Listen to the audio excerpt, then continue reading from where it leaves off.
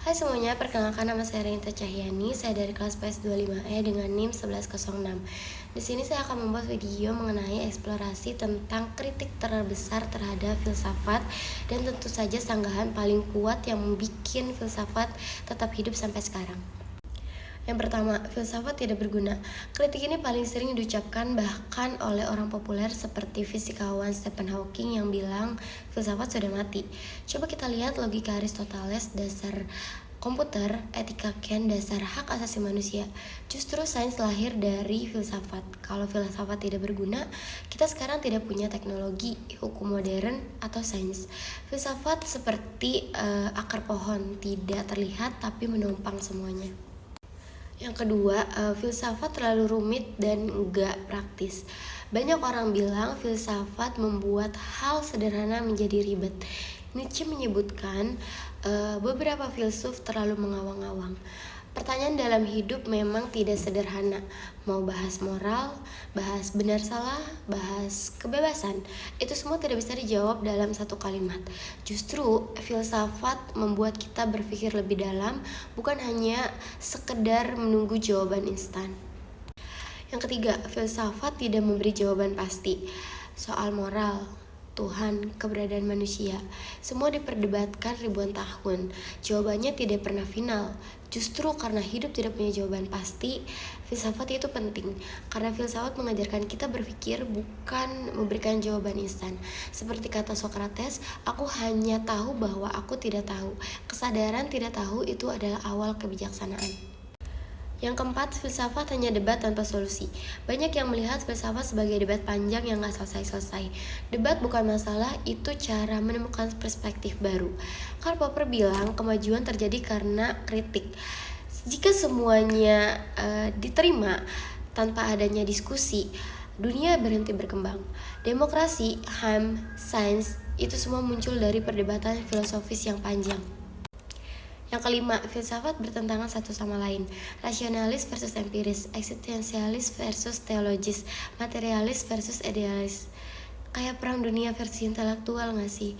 Perbedaan bukan kelemahan, tapi kekuatan. Ibarat prisma, makin banyak sudut pandang, makin lengkap gambarnya. Filsafat bukan mencari satu jawaban, tapi melihat dunia dari banyak pintu. Yang keenam, filsafat bikin orang skeptis dan gak percaya apa-apa. Tokoh seperti David Hume dianggap membuat orang terlalu ragu terhadap segalanya. Skeptis yang sehat itu penting. Tanpa skeptisisme, sains mandek, hoax merajalela, propaganda mudah dipercaya, demokrasi runtuh. Skeptisisme justru membuat kita siaga, bukan buta. Yang ketujuh, filsafat tidak relevan untuk kehidupan modern. Orang sering bilang zaman sekarang butuh skill, bukan filsafat. Filsafat tanpa pemikiran kritis itu seperti punya mobil cepat tanpa kemudi. Justru filsafat di era digital semakin penting. Etika AI, privasi data, hak digital, isu moral dan teknologi itu semua kembali ke filsafat. Yang kedelapan, filsafat menghambat ilmu pengetahuan. Di masa Galileo dan Darwin, filsafat dan agama dianggap menghalangi sains.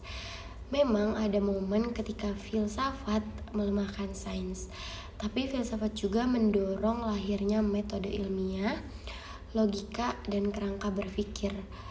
Tanpa filsafat, sains hanya kumpulan data tanpa makna. Yang kesembilan, filsafat hanya untuk orang pintar. Banyak orang yang takut masuk ke dunia filsafat karena merasa gak cukup pintar. Justru filsafat dimulai dari yang paling manusiawi, yaitu bertanya. Socrates tidak mengajarkan teori, tapi mengajarkan bagaimana cara bertanya. Filsafat bukan hanya untuk orang pintar, tapi membuat kita lebih pintar. Jadi, apakah kritik filsafat itu benar? Sebagian iya.